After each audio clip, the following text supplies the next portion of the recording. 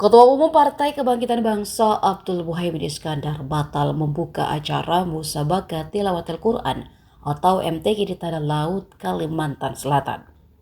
Kehadirannya yang dikabarkan untuk membuka acara Gema Al-Quran 2023 ditolak oleh Bupati Tanah Laut.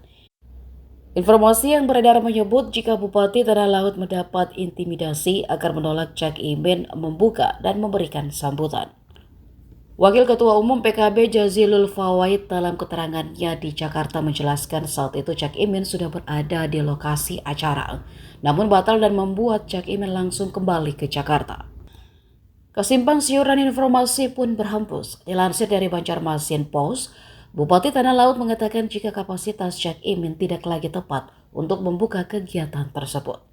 Disebutkan pula jika Bupati Tanah Laut tidak mengundang Cak Imin di acara tersebut karena dikhawatirkan bermuatan politik. Sementara keterangan dari panitia Gema Al-Quran menjelaskan kalau Cak Imin memang diundang oleh panitia Jamiatul Qur'an wal Hufaz Nahdlatul Ulama sebagai tamu dan bukan untuk membuka acara. Terima kasih rekan Mai.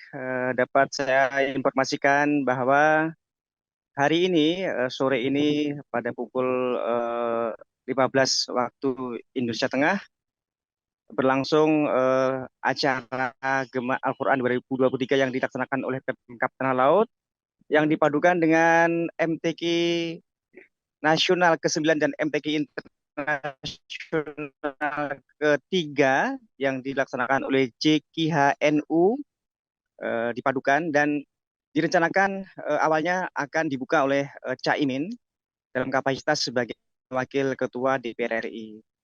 Eh, Namun demikian hingga waktu bergulir dan pada akhirnya Caimin